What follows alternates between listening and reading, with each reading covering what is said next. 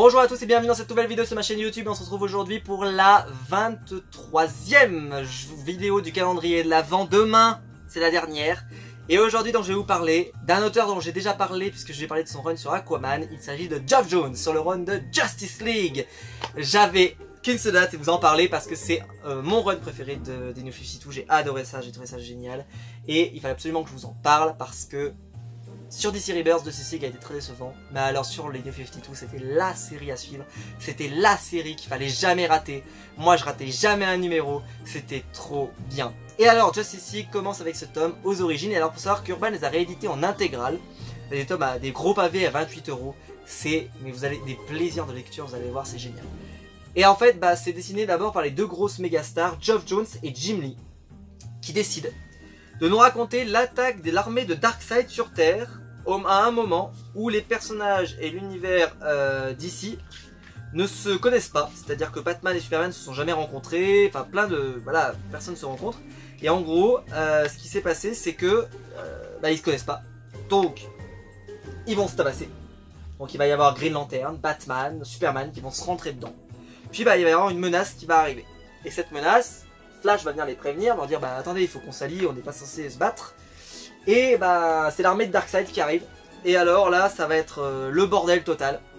Justement, on va retrouver Cyborg qui va s'introduire dans l'équipe. Et on va retrouver après Aquaman qui lui va arriver parce qu'il va entendre que c'est un petit peu le bordel. Et Wonder Woman arrive. C'est dessiné par la méga star Jim Lee qui propose les plus belles, des blanches absolument sublimes, et bravo à lui. La menace va être repoussée. Difficilement, va être repoussée. Hop, je vous montre encore quelques dessins. Et alors donc après, dans le tome 2, que j'avais moins aimé parce que je vous en avais parlé. En gros, la Justice League affronte une organisation, mais peu importe. Et en même temps, vous allez avoir un numéro, vous allez voir Green Arrow, qui est donc le Green Arrow, pas de la période Jeff Lemire, mais de la période avant, qui était donc le héros qui essayait de... comment je pourrais vous dire ça, qui essayait de rentrer dans la Justice League, mais en étant pas toujours très fiable et machin. Oh là là, franchement, mais quelle horreur. Et ça, quand je vous ai parlé dans ma vidéo Green Arrow, ça m'avait un peu déçu. C'est pour ça qu'il n'a pas été édité par Urban d'ailleurs. Et donc, c'est toujours dessiné par Jim Lee, c'est toujours très beau, mais ça m'avait moins plu. Par contre, le tome 3, c'est un chef-d'œuvre. C'est le trône de l'Atlantide. C'est justement la fin de tout ce qui se passe sur Aquaman par Geoff Johns, qui quitte la série après ça. Et en fait, c'est sa fin en gros. Et sa fin, il l'a pas fait dans Aquaman, il l'a fait et dans Aquaman et dans Justice League. Et donc, c'est toute la Justice League qui va se retrouver intégrée dans l'histoire. Et alors là, Jim Lee quitte le navire, mais qui on récupère? On récupère Ivan Reis, c'est-à-dire le dessinateur d'Aquaman, qui donc quitte la série Aquaman pour se lancer sur la série. Et alors là, on retrouve un petit peu tous les éléments qu'on aimait bien dans Aquaman. On retrouve le style absolument sublime d'Ivan Reis au sommet de son art, qui est absolument génial. Il y a aussi Tony Daniel qui nous propose des planches magnifiques. Il y a un travail de titan sur chaque planche. Les trois dessinateurs font en plus quelque chose de très similaire, donc on n'est pas du tout, on n'est pas choqué par un dessin par exemple qui dirait oh c'est pas très joli. C'est absolument magnifique. Et alors donc il a l'introduction de Shazam, qui est aussi un personnage qui était traité par Geoff Johns à ce moment-là. On a la Ligue de Justice Internationale, non d'Amérique pardon, je me trompe justement. Alors ça j'ai moins aimé. Je préfère vous le dire, j'ai moins aimé. Déjà parce que j'ai moins aimé le dessin. C'est du Matt Kindt. Et alors il y a du David Finch. Et David Finch n'est pas... Ouais, c'est sympathique, mais c'est pas ce que j'ai aimé. Voilà, c'est pas ce que j'ai préféré. Mais ça se laisse lire. Et surtout, c'est hyper important parce que ça va introduire des nouveaux personnages de la Justice League qui vont former une autre Justice League. Et pourquoi c'est important? Et qu'il faut pas le louper celui-là. Parce que derrière, vous avez la guerre des ligues. C'est-à-dire que toutes les ligues vont s'affronter à cause du fait qu'elles sont tombées sur un objet qui va un peu les corrompre tous. Et donc, la Ligue de Justice, la classique, avec Superman, Batman, va affronter la Ligue de Justice d'Amérique et va aussi affronter l'autre Ligue de Justice. Bref, une sorte d'énorme affrontement. Et là, toujours Ivan Reis au dessin, qui va alors s'éclater. Il va nous fournir des planches absolument sublimes. Qui alors là, mais quand je les avais vues à l'époque, mais c'est simple, j'arrêtais ma lecture. C'est-à-dire qu'à chaque fois, je disais... Waouh, là par exemple, regardez comme ça déboîte, c'est absolument sublime. Son Superman, il est magnifique. Son Shazam, il est incroyable. c'est vraiment l'un des meilleurs dessinateurs de chez DC, hein, Ivan Reis. Mais Ivan Reis, il a, d'ailleurs il travaille, il a fait une pause après ça et je trouve ça dommage parce que moi Ivan Reis, mais je voudrais le mettre sur n'importe quelle série quoi, parce qu'il est vraiment trop talentueux comme garçon. Il a vraiment mais un tel talent que quand t'as autant de talent, il faut l'utiliser. Et en fait ça a provoqué que dans le tome 6 et 7, il y a Forever Evil, qui est en fait une sorte d'énorme crossover ultime avec les séries Justice League et qui va provoquer l'arrivée de Lex Luthor dans la Justice League. Voilà.